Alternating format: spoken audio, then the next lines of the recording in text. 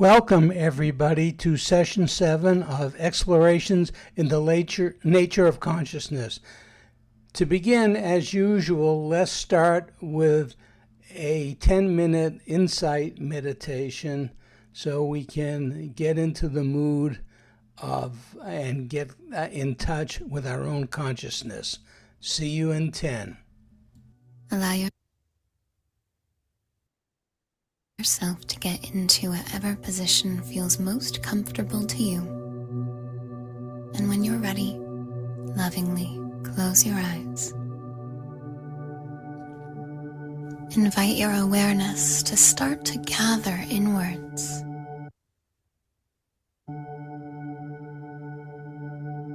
Becoming the observer of your breath and body. Just noticing without any judgment. And if judgment comes up, perhaps just saying, or I noticed that.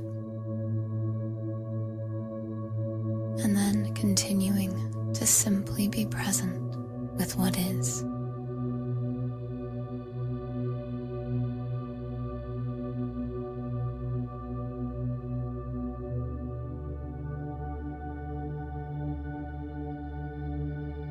Invite the breath to feel soft and natural, flowing as freely as it wishes, and yet still at a pace that somehow feels soft and gentle. Observing how both can be true at the same time.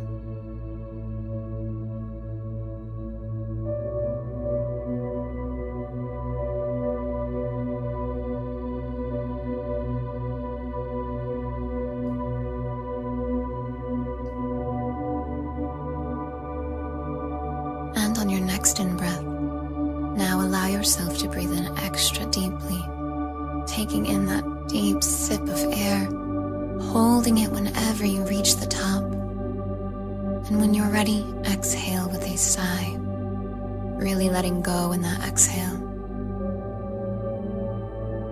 And at the bottom of that deep exhalation, just allow the breath to go back to whatever pace was feeling so good to you.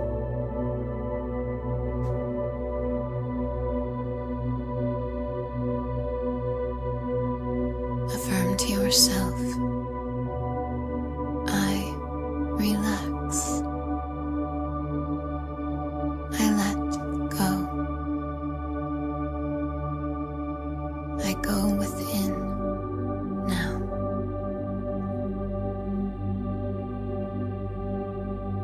Tune into the weight of gravity. Intentionally allowing any muscles you do not need to use right now to become slack. To let gravity do its job.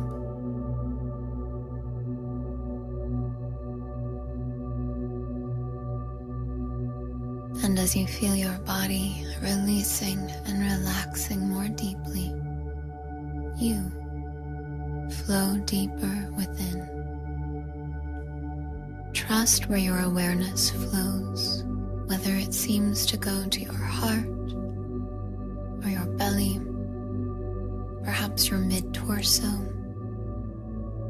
Find a space within you that feels really good for you to rest your awareness in.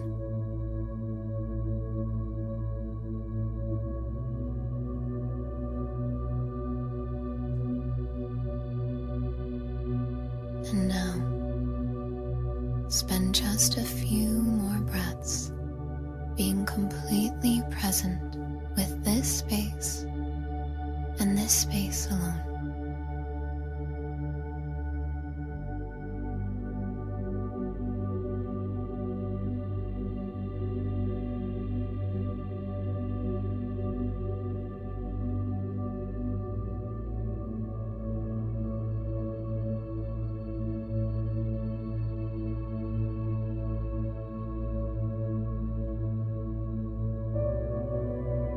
Now find within this space a spark of light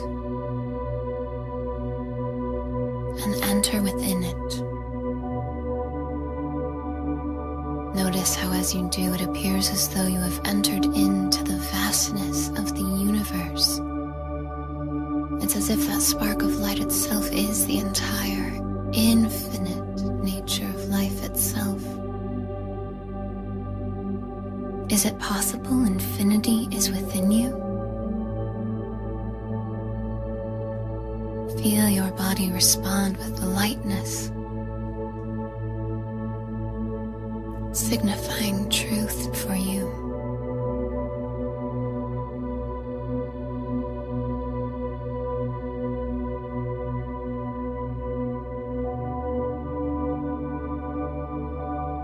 Sense your awareness as vast as the universe.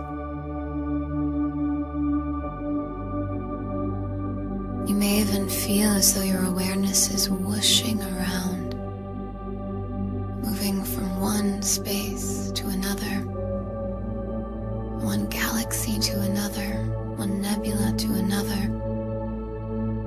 Your awareness may be zipping around. Try not to hold on to it and let it flow.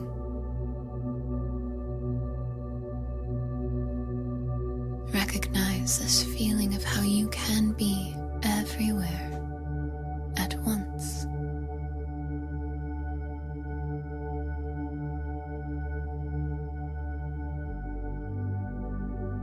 Is it possible the universe is within you?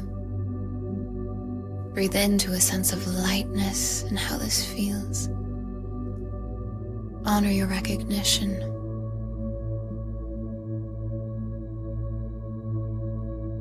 Affirm to yourself, I am that I am.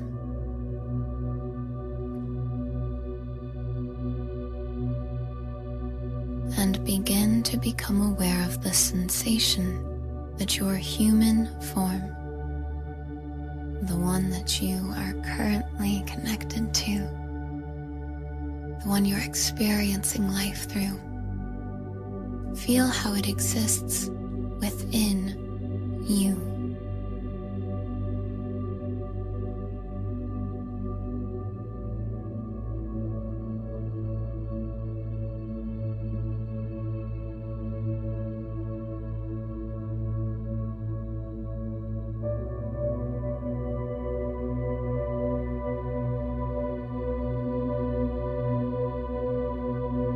Affirming I am in me.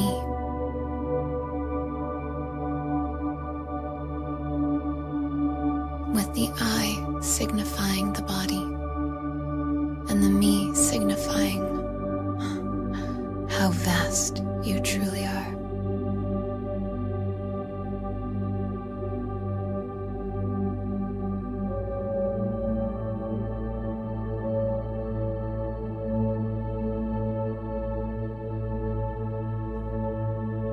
If this were your universe, and I believe it is,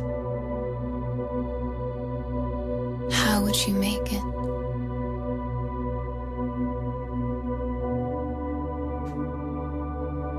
What would you choose?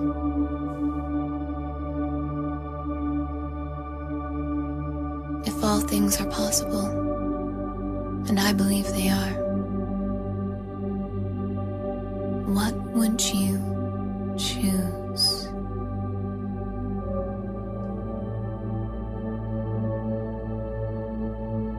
Feel the totality of you beyond your human form. Feel it gathering the resources that your human requires to be so fully expressed. To feel lit up, fully alive.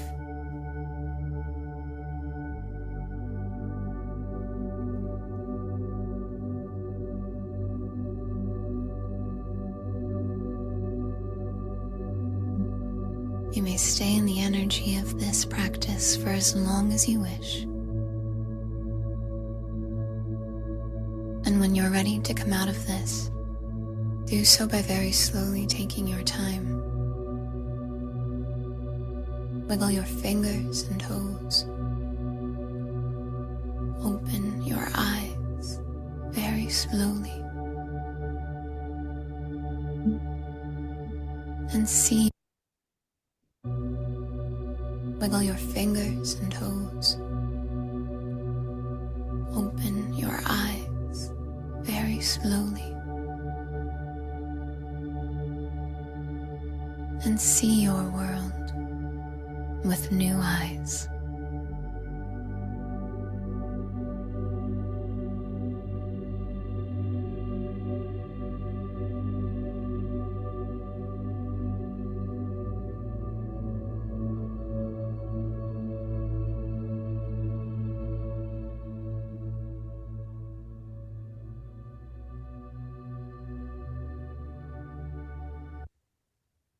Okay, I assume everybody can still see the screen okay?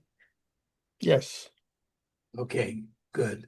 I know that some of what I'm going to talk about tonight is a little repetitive, but the best way to learn something is through spaced repetition, where you present same ideas or similar ideas in different ways. And the spaced repetition really helps it sink in a way that you'll be more likely to remember at least the key points. So that's what I hope to do tonight. So last time we talked a little bit about metaphysics, what it is, and here is a better description and a comparison of metaphysics to science. And when I talk about metaphysics, I don't mean in a New Age sense. I mean in the sense of, philosophy. Metaphysics being a description of what nature is. In other words, its being. Now, metaphysics is the foundation of science because science is a description about how nature behaves. It's about doing. It's about predicting what nature will do given a certain set of circumstances. And of course, if the metaphysics, the understanding of what nature actually is reasonably correlated to reality, the metaphysical ideas can really inform science and tell science what kind of experiments and what investigations to make. Because science is perceptual. It's about a third-person perspective. It's about objectivity, about looking, about developing hypotheses, composing experiments, and then analyzing the results of the experiments to see if they confirm or negate your original hypothesis. If they negate it, you go back and try a different experiment with a different set of parameters. If they support it, well, then you dig deeper and see if you can find out more nuances about the predictions that you can make using your scientific model. So science can validate metaphysics because if scientific experiments support metaphysical ideas, clearly that says that the metaphysics may correlate with the way reality actually is. If science doesn't support the metaphysical ideas, then clearly the metaphysics is wrong. I suppose it's possible that science could be wrong too, but we'll talk about that in more detail in a few minutes. So the other big difference about science is, and we talked about this before, maps, which are models, which allow scientists to make predictions about how nature will behave, what it will do, are not the territory. The territory is what reality actually is. It's the metaphysical basis for what science is observing. And what has happened in the last 200 years is that science has become so successful that we forgot that nature, we basically believe that the map, the scientific models, and the predictions are the territory when in fact they're not. Okay, so the other thing about scientific theories is that they can be falsified, but they can never be proven as absolutely true. So you can only prove that something is false under a certain set of conditions. Um, Metaphysics has no experimentation because we can't see reality the way it actually is for reasons which I'll discuss in a minute. So metaphysics is about being, science is about doing, the way nature behaves. Very important distinction to understand the two. So these are the four major schools of thought regarding the metaphysics of consciousness. Physicalism has been around since Rene Descartes, when the church allowed scientists to study nature. Well, back then it was called natural philosophy. And of course, it was originally a political statement to get the church out of the business of science. And physicalism, which is a modern term for materialism because it includes special and general relativity and quantum physics, says that consciousness is an epiphenomena, which means it's a byproduct of brain function and brain processes. It's a result purely of the interconnection and the electrochemical signaling that takes place in the physical brain. That's what physicalism says at its essence. Dualism, which is how physicalism came about by Rene Descartes in the 16th century, states that matter and consciousness are two distinct fundamental aspects of reality. They're two separate ontological principles. Ontological meaning the fundamental aspect of reality. But dualism runs into a big problem, which I've alluded to before, and how do two fundamentally different types of things interact with each other? But,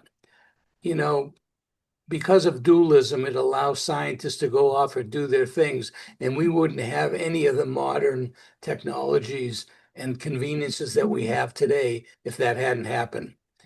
Panpsychism is another view that says basically every physical object, from the smallest subatomic particle to the largest scale structures in the universe, have an additional property, which is some basic aspect of consciousness. And of course, then idealism, which is what I will focus on pretty much for the last half of the presentation tonight and the next time we meet, is that everything, our consciousness is not in us, but we are in consciousness. In other words, everything is either consciousness or is in consciousness and is manifested by consciousness. There is no physical reality. Everything is mental. So I'm sure you've all heard of the name of David Chalmers. He's a philosopher, and he was the one who coined the term the hard problem of consciousness. From a physicalist perspective, how can a 3-pound wet organic matter, the brain, with all its biochemical signaling and interconnections, how can it create consciousness? Okay, and that is called the hard problem of consciousness. But here's an interesting quote that he came up with, which we'll dive into in more detail tonight. So one starts out as a materialist or physicalist, which is the modern term for materialist. Then one becomes a dualist, then a panpsychist, and one ends up as an idealist. And how can that happen? Well, first, one is impressed by the success of science, endorsing materialism about everything, and so about the mind as well, that it's epiphenomena, after effect of the brain reaching a certain level of complexity, and then consciousness suddenly magically appears. Okay, if you dive into it deeper, then you move by the problem of consciousness, and you see the gap between physics and consciousness, as well as some other scientific endeavors. And thereby you start endorsing dualism, where there's two separate categories at the fundamental level of reality. There's matter and there's consciousness, and both are fundamental. Third, one is moved into by the inscrutability of matter to realize that science reveals at most that the structure of matter and not its underlying nature. In other words, it's producing models of nature's behavior, but it has nothing to say about what the underlying nature of reality actually is, its being. And it speculates that this nature, this fundamental ontological principle, this fundamental state of reality, involves consciousness, thereby endorsing panpsychism. And finally, his fourth quote: one comes to think that there's little reason to believe in anything beyond consciousness, and that the physical world is wholly constituted by consciousness, thereby endorsing idealism. So we're going to go through some of the arguments that he used to come up with these four important points. Okay, so if anybody has taken a class in philosophy,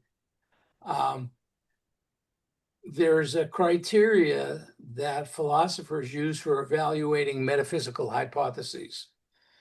First of all, the empirical evidence, the observations that you see, what occurs within the human experience, is consistent with the hypothesis of whatever your metaphysics is. Another thing that is really important to do, and sometimes difficult, and scientists, because they're human, are just as guilty as anyone else, is the separation of assumptions and beliefs from actual evidence. In other words, because materialism has been so successful for the last 200 years, we have come to accept physicalism or materialism as the way reality actually is, not just a correlation or a model of what that reality is. And it's so ingrained in society and in our culture right now that if you look closely at a lot of statements that people make, they confuse assumptions and beliefs from what the actual evidence and what the models are saying. Or they forget the fact that we're talking about models at all. So another important aspect of understanding metaphysics is, does the metaphysics explain all the observed phenomena? Does it explain all the human experience? Okay, another thing, is it coherent and supported by informed intuitions and experience? Is it plausible? Is it possible? I mean, somebody can say that, as Bernardo Kastrup likes to say, that you can come up with a metaphysics that there's a spaghetti monster that has giant million-mile-long tendrils that is controlling the orbits of the planets. And that's why they circle around the sun. Not a very plausible argument to make, but you can't rule it out as a possibility, but it's not plausible. So the next point to make when studying a metaphysical hypothesis is, does it pass logic and reasonability tests? Does it make sense? And the last one is it parsimonious? In other words, is it as simple as it needs to be, but no simpler? And you don't want any more complex explanations than possible. It's also known as Occam's razor. The simplest explanation is usually the correct one.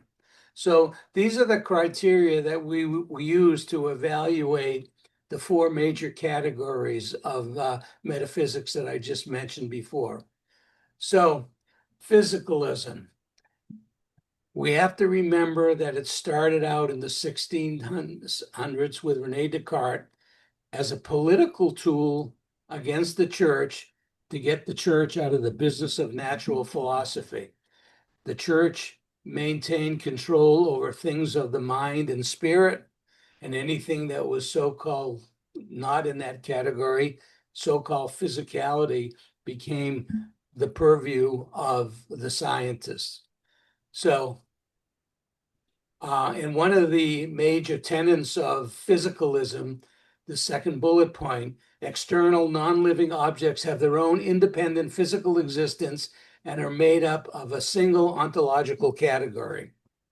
Okay, and it assumes now that consciousness arises from biological brain functions and processes. It's epiphenomenal or an after effect.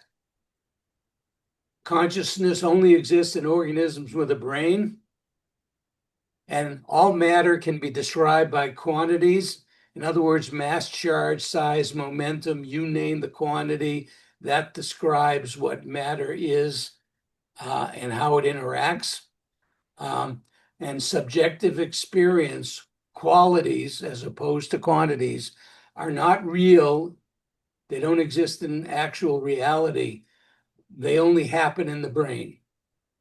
That's what physicalism actually says.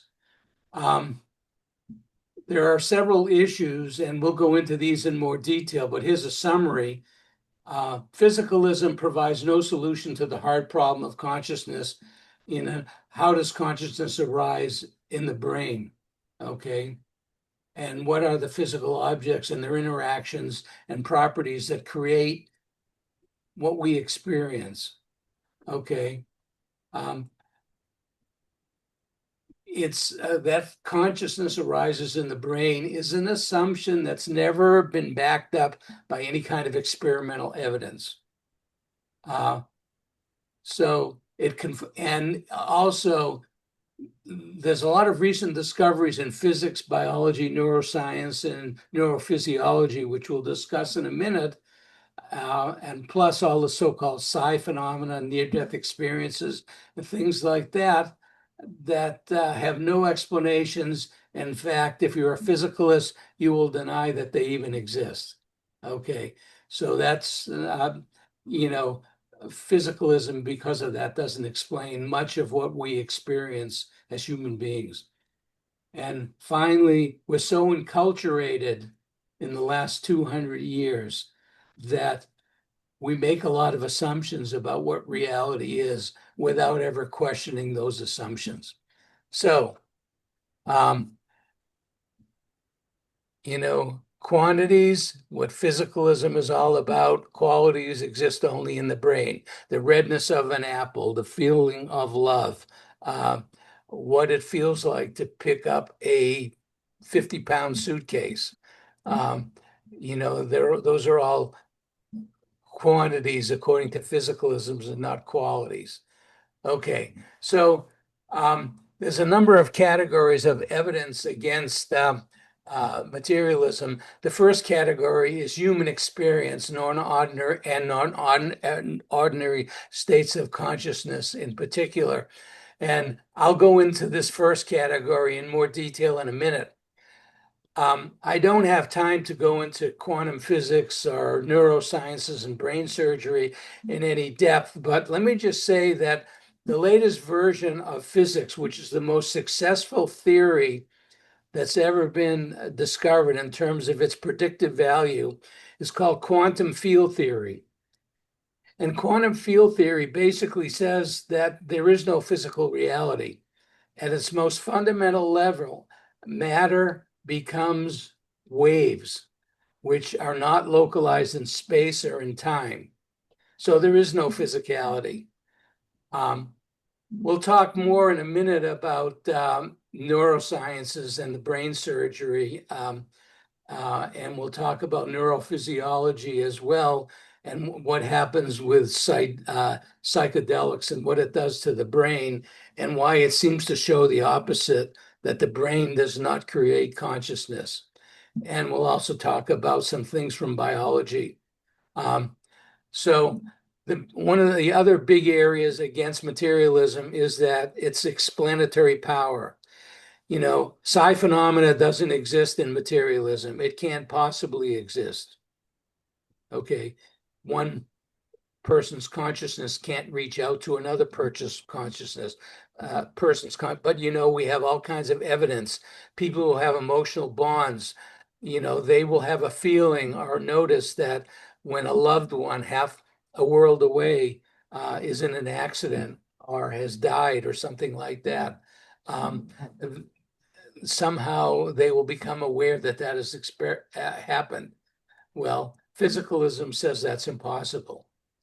And of course, there's some empirical evidence now, especially in quantum physics and the neurosciences, that are also difficult to reconcile with physicalism. And the last point, of course, which I mentioned before, which is very important, when you have to come up with all kinds of complexities to explain something, and there's an alternative that has a simpler explanation, good chances are that the simpler explanation, the parsimonious explanation, is probably the one that's correct. So here's some of the evidence that in more detail that can't be explained by physicalism. I think I might have mentioned standstill surgery before. These first two bullets, by the way, come directly from Eben Alexander, who worked with myself and Edgar Mitchell and a number of other people in an organization called Quantrec, which we were studying consciousness. And he was a neuroscientist and he was on the faculty of Harvard Medical School, but he was a surgeon. And they developed a procedure, it's probably been around for about 25 years right now, that if somebody had an inoperable brain tumor or an aneurysm, that was too difficult to reach through normal surgical techniques without causing someone to bleed out and basically die, that they came up with a technique where they literally drained all the blood out of the patient's body, cooled his body temperature, and monitored his brain waves or the patient's brain waves until they became flat. And once they flatlined, then they would go in, repair the aneurysm, and then slowly warm the body and restore the blood back into the patient's body. And of course, when these patients had no blood, therefore no fuel, no glucose or ketones, and no electrical activity at all within the brain, would report these incredible experiences after they came out of anesthetic. So another one that Eben Alexander talked to me about personally, that a lot of neuroscientists encounter with patients, is terminal lucidity. These are patients that have severe dementia. They've had severe damage to the brain because of a stroke or brain tumors or some accident or something like that. But through some amazing mechanism, 12 hours before death, they suddenly become lucid, have normal conversations with their loved ones. And these are people that they probably couldn't recognize for the last few years of their lives. And they have normal lucid conversations with these people, regardless of the physiological and psychological state of their brain. And then they pass usually within 12 hours or so.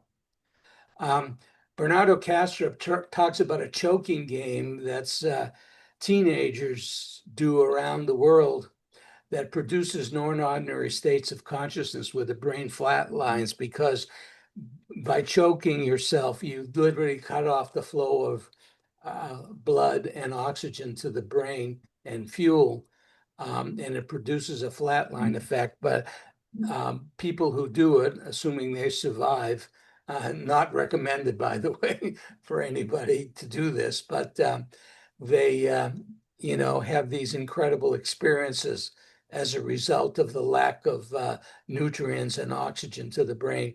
Same is true with holotropic breath work.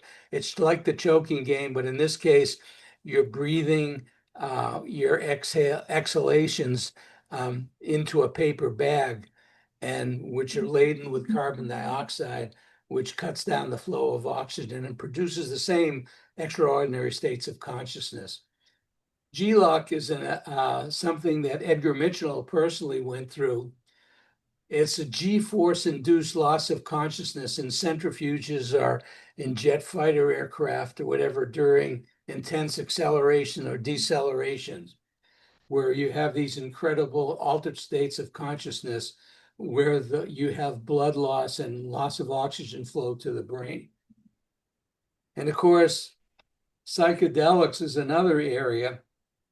They have monitored people with brain EEG caps and fMRIs and CAT scans and other mechanisms while ingesting psychedelics. And default mode network in the back of the temporal area of the brain, the brain waves go flat, which is where normal consciousness takes place. And basically, how do these experiences happen? Why would you experience something that's more real than real when your brain waves are saying that there's no brain activity in the areas of the brain that are responsible for conscious experience?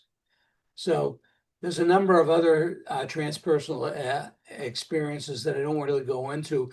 One is TMS, transcranial magnetic stimulation, which is where an extremely powerful magnetic field is aimed at the brain and basically rings the brain like a bell.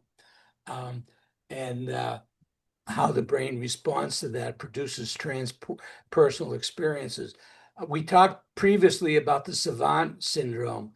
How is it that when the brain is damaged in some cases, or sometimes people are born with it, these exceptional abilities like being able to remember every telephone number in a 500-page phone book, and names and phone numbers are, can remember everything that's ever happened to them their entire life, or do incredible mathematical calculations.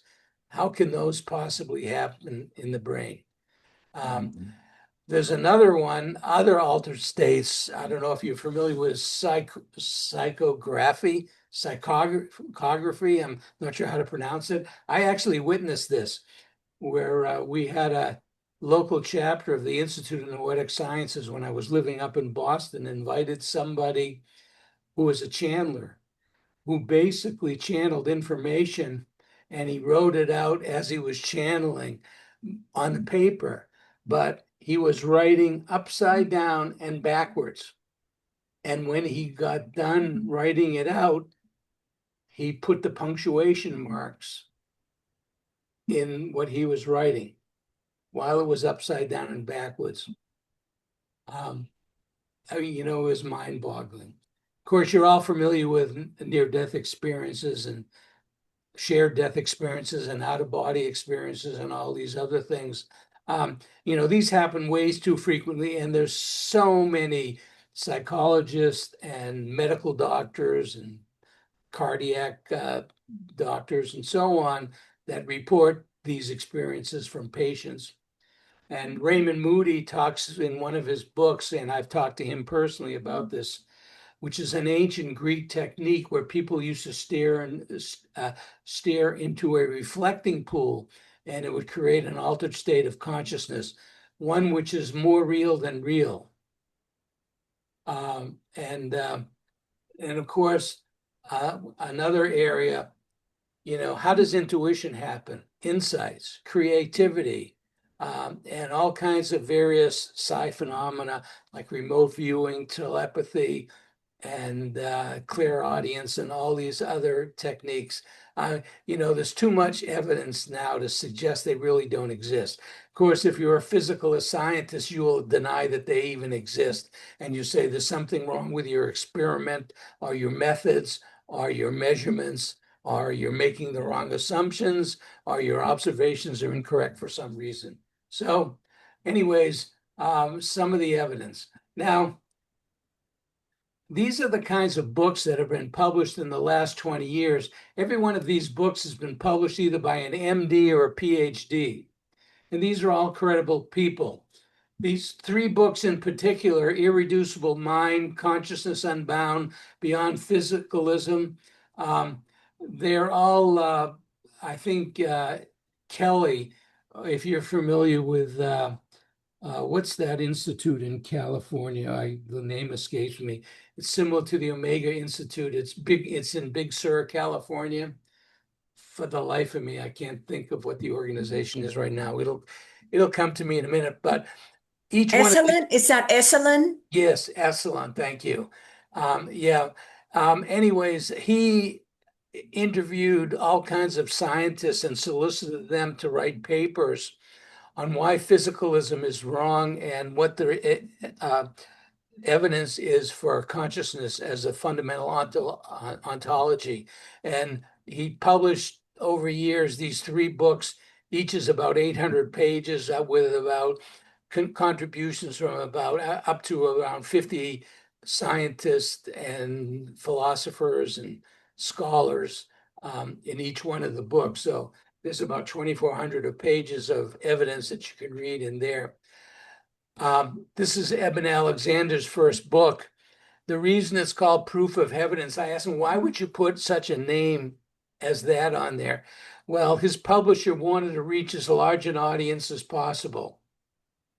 So they thought this title would not only attract scientific-minded people, but it would also attract a lot of people with strong religious beliefs. So this was a marketing reason why his book had that title. The best book, if you want a real good understanding and understanding the arguments and the implications for idealism, why consciousness is fundamental, is this book right here by Bernardo Kastrup, Analytical Idealism in a Nutshell. He's written, I don't know, about 14 or 16 books now. This is one of his latest books.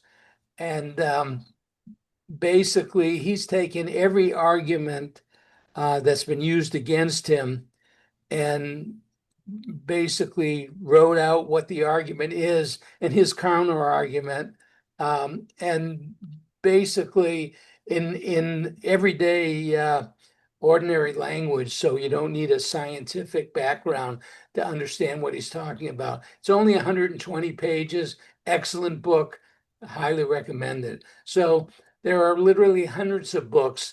These are a few of some of my favorite books on why consciousness as a fundamental is out there. Now, APIP is a scientific journal. Advances in Physics is what AIP stands for. And their journal is called AIP Advances. In the November 2025 issue, which is volume 15, issue 11, I'm only going to read what I've highlighted. This is in the abstract for this scientific article that's published in the APIP journal. Consciousness is not an emergent property of neural processes, but a foundational aspect of reality. It's a model based on the three principles of universal mind, universal consciousness, and universal thought. These principles describe an underlying formless intelligent mind, that should be mind with a capital M, the capacity of awareness, consciousness, and the dynamic mechanism through which experience and differentiation arise. In other words, thought. Within this framework, they're treating universal consciousness as a fundamental field. This model suggests that the apparent separateness of individual consciousness is an illusion, with the experience ultimately arising from a unified formless substrate, and that consciousness interacts with physical processes as the fundamental field or the fundamental aspect of reality. So this is basically the modern view of consciousness as fundamental in reality, known as idealism. And these are probably the four major contributors in the last 200 years. Schopenhauer and Berkeley are 150 to 100 years ago. Carl Jung, I'm sure you've heard about, but he had a lot to say about it. And Bernardo Kastrup most recently is pushing a version of idealism, which he calls analytical idealism. But basically, they're saying that the ontological primitive, what reality actually is, being the first person view, it's a universal mind, it's phenomenal consciousness, it's what experience, what awareness is, and that all life is a disassociation of that universal mind. You're all familiar with DID, dissociative identity disorder. It used to be called multiple personality disorder. Clearly that can exist in human consciousness. So if something can exist in nature at the level of life, if consciousness is fundamental, why couldn't it exist within the universal mind as well?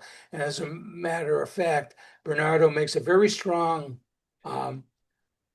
argument about the disassociation of universal mind is what creates life, and that all physicality and all mental activity is a projection of mind at large, MAL, mind at large. That we live in a universe that is mental, that there is no physicality. The reality that we perceive is an interface. In other words, when we look out through any of our senses, everything that we see, I see I have a typo here. Let me correct that. Okay, everything that we see is an interface. Donald Hoffman uses the interface of a desktop computer, like where you see all these little icons on the desktop. If you had to worry about the actual workings of the computer, all the gates, all the memory access, everything that goes on, at the lower levels, you'd spend so much time dealing with the lower levels of the computer that you'd never get anything done, and you'd never understand how to move a file from one place to another. So everything that we see is through an interface, and that interface filters out most of what reality actually is. And we grew up in a planetary ecosystem, and our perceptual mechanisms allow us to survive and to thrive in that environment, and basically blocks out everything else. Several weeks ago, I mentioned the fact that of entropy, that the more information you have to process, the more energy it requires to do that. As a perfect example, run some compute-bound program on your computer and feel the bottom of the case, how hot it gets. The more processing you do, the more energy is expended. And if we saw reality the way it actually was, our brains would literally melt, from the heat generated by all the energy required to process everything. So we see reality as a desktop, as a metaphor. Bernardo uses an airplane instrumentation panel,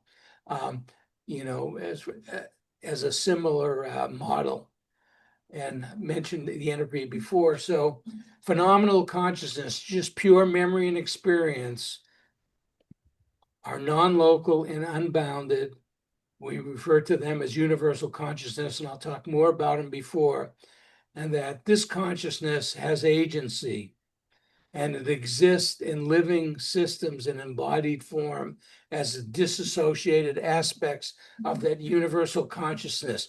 And there is only one. You've heard the term oneness before. So underlying it all is a universal mind or phenomenal consciousness. That universal mind has, or consciousness has two aspects to it. It has everything that's disassociated from it, which is any kind of life or what we perceive as physical objects. So if it's living, it is disassociated, and it utilizes the phenomenal aspect of universal consciousness for subjective experience, but it builds on that in organisms with a brain that allows for symbolic thinking, metaconsciousness, reflective evaluation, and analysis and predictions of what's happening in our environment. I'll talk more about that in a minute. So the key point on the bottom here, all physical objects are third-person representations of mentation of not your consciousness or my consciousness, but of universal consciousness. Okay, and that subjective experience, phenomenal consciousness, is the fundamental substrate of nature or of all reality. Bernardo uses the dreaming analogy to illustrate the points that he's trying to make. You go to bed at night and you have a dream. So the mind is dreaming, and there's all kinds of objects in the dream. There's people, there's objects, there's talking, whatever's going on in the dream. And then there's the dream avatar, which is what the dreamer relates to in the dream. Everything else appears to be separate in the dream, right? Those are the objects of the dream. When you wake up, you realize that everything that you experienced during the dream took place in the mind of the dreamer. There were no physical objects. There was no avatar. It all took place in the consciousness of the dreamer. That analogy applies to what I just talked about on the last slide. So here's another way to look at the same thing. All physical objects, whatever it is, anything that appears to us to be objective reality, which is the third person perspective, what it looks like from our perspective using any of our senses, are representational phenomena. They're not what the thing is in itself. Even a brain surgeon that's opening someone's skull, that's performing surgery on a patient's brain, he's seeing the person's brain from a third person perspective. So it looks like a physical object, wet and soft and spongy and warm in that case. But subjective reality, what reality actually is, the first person perspective, the state of being, is what reality actually is. But most of the subjective reality comes from the ground state of being, mind at large, or universal consciousness, whatever you want to call it. So universal consciousness includes everything on this chart. Mind at large is all non-living entities in the universe, so-called what we think of as physical objects. They exist in the mentality of mind at large. So that's basically what analytical idealism has to say. I'm going to leave it right there. Next week, I will go into more detail about what the implications of all this is and how it supports some of these phenomena that materialism rejects. But I would like to end with I think it's a 8-minute video, a 10-minute video by Bernardo Kastrup. Here is a woman, I'm asking him a question. One of the key implications that I think we're all interested in is what happens to my consciousness when I die. Does it go? Because if you're a physicalist, and if consciousness is created by brain processes, when the brain dies, that says your consciousness dies with it. I think you'll find what Bernardo has to say in this explanation is quite interesting. She's a little, goes into a little bit of detail. It takes a minute for her to get a question out, but listen to Bernardo's answer after she poses her question.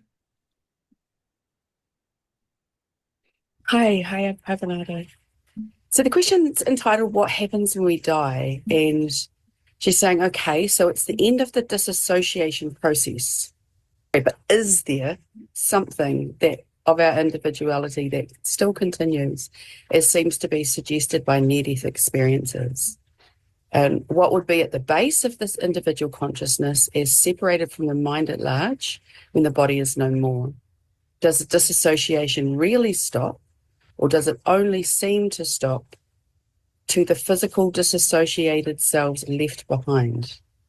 In other words, is there something as an individual soul when the body is no more, something still individual, not yet merged into the all there is or universal consciousness? Okay. Of course, the honest answer is I don't know. So what we are going to explore here is what hypotheses do we have good reasons to entertain seriously? What hypotheses are plausible? When you wake up from a dream, your dream avatar dies, right? It's the end of the dissociation that caused you to believe that you were your dream avatar, but not the rest of the dream.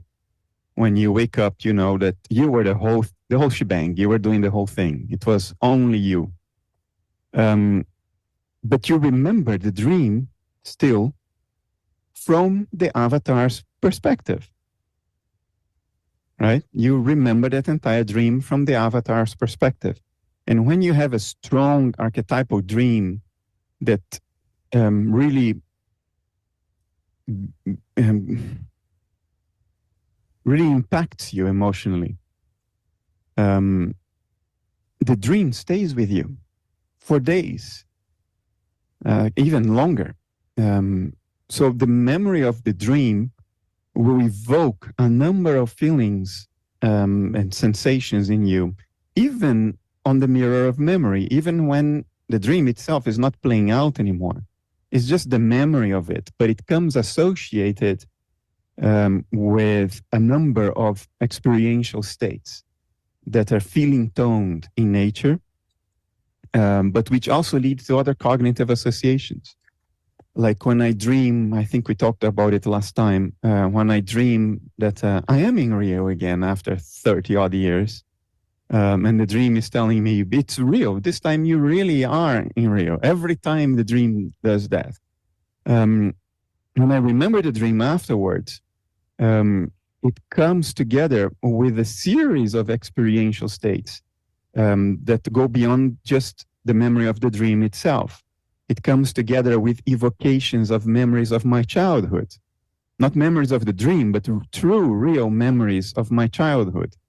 It evokes family. It evokes origin. It evokes certain colors. Memories of Rio, for me, evoke the image of very, very bright sunshine, like obfuscating sunshine. I have that. It evokes the sound of the ocean washing on the sand, that rhythmic sound of the ocean coming and going. I have that in the Netherlands too. When I go to the islands in the Wadden Island, as we call it, there's a sort of a chain of small islands in the north of the Netherlands, and I go there a couple of times a year. And so I have this new association with the sound of the sea washing ashore.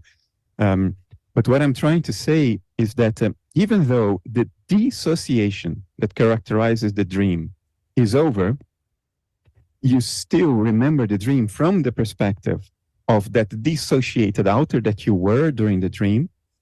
And the memories of the dream sort of get entangled with a number of other experiential states that form what psychologists call a complex. A complex is a web of interconnected experiential states that evoke one another and which carry a lot of emotional energy. That's what we call complex. So when you say, well, somebody has a mother complex, it means that there are experiential states that are betrayed by certain patterns of behavior that are very much associated with the mother's figure. And those experiential states can be memories from childhood. It can be a feeling of being nurtured, of being protected. It can be images of birthday parties, of being at home as opposed to being out in the world. So that's another complex. Complex is this web of interconnected experiential states that is so feeling toned that it tends to modulate behavior very strongly. I have a father complex because my father died when I was very young. When you have dream complexes, when dreams are archetypal and very evocative, very engaging, after the dream, you remember the dream. You're no longer dissociated, but you remember the dream, and that becomes tied up. The memory of the dream becomes tied up in all this web of archetypal, feeling tone evocations that connect with it. So that is a dream complex. So mother complex, father complex, dream complex, right? When we die, probably something like that happens. You will be who you are now. You just remember that your narrative self was just that, a narrative. You're not going to shed a tear in the same way that you don't shed a tear for the death of your dream avatar when you wake up in the morning. But you will remember what it was to live from behind your eyes, to live from behind the dissociative boundary and experience the world from that perspective.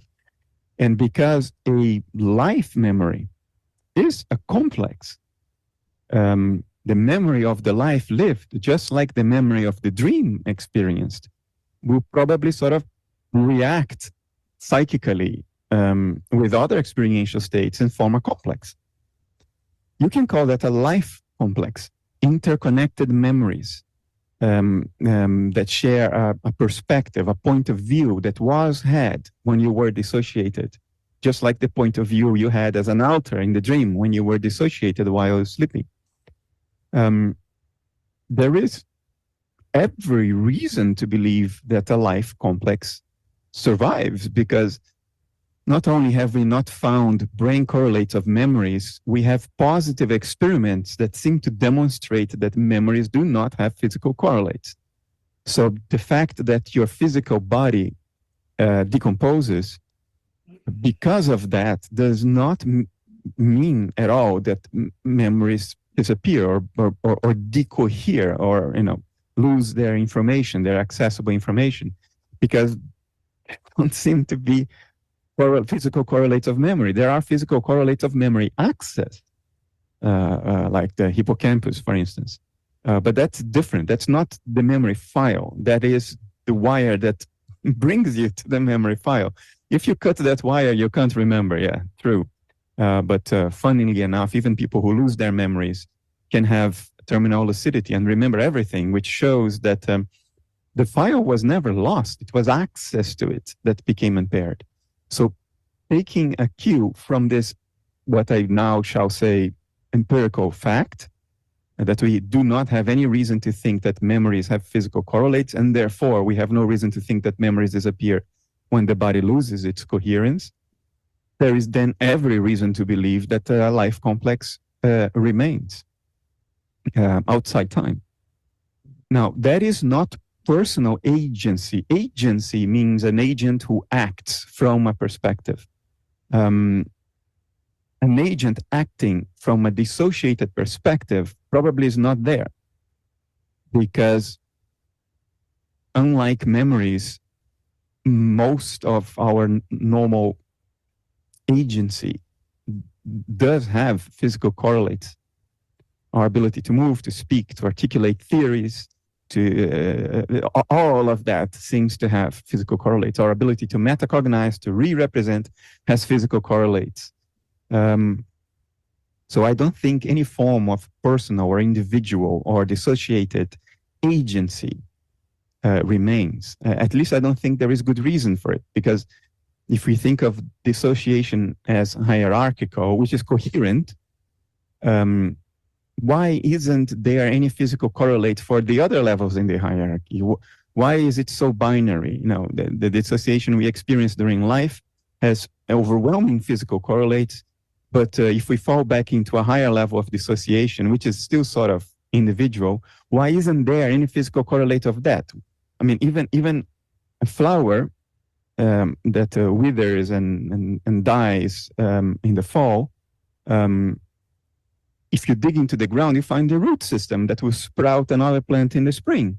So it's hidden, but it's there. But in the case of us, nothing seems to be left behind that has a physical correlate. That doesn't mean that there cannot be hierarchical levels of dissociation. There can be. It is coherent.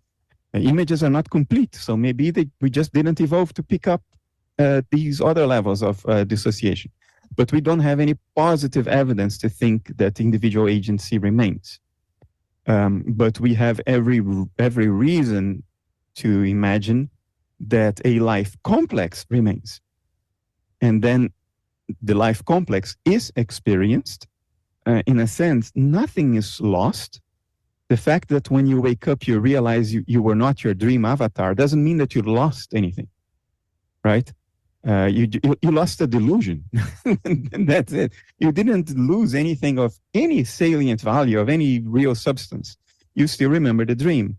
So I think a life complex may remain, and therefore everything that is real about you right now remains. Everything that is real about your loved ones remains, but not the personal agency. But who cares? Who gives a damn, right? Whether that life complex still is acting under the delusion that it is separate from everything else or not, I don't know why people make a big deal about it. Oh, we don't have individual agency, so we don't really survive. I mean, why? I mean, did you not survive waking up from your dream in the morning? Was anything lost there other than the delusion of the dissociation? So for all, what I see as for all salient purposes, yes, you survive. What is real about you survives. What's real about anybody you love survives, but not their individual agency. And my reaction to that is a yawn. Yes, so who cares that the individual agency is not there? I mean, you see the point that I'm trying to make. I get this question a lot, and when I say there is no reason to believe individual agency survive, people get depressed and they go like, "Oh, that means I'm really gonna die," and I'm like, I mean, come again, think it through a little more.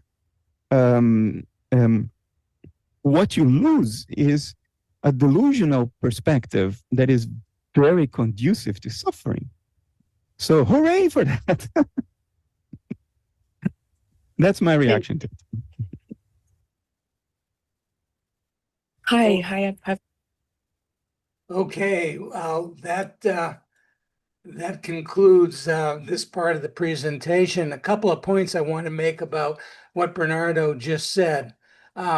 Number one, I hope you appreciate now with some of the terminology and the concept he used in this presentation that we all needed to understand, have the background, which were the previous 6 weeks or so on a lot of these concepts.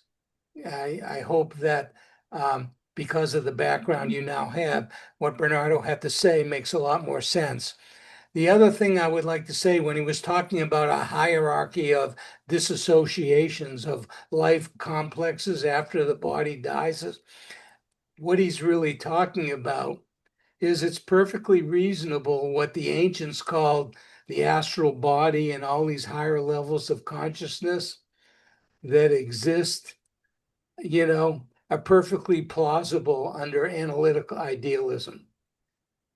So anyways, I think we'll leave it with that.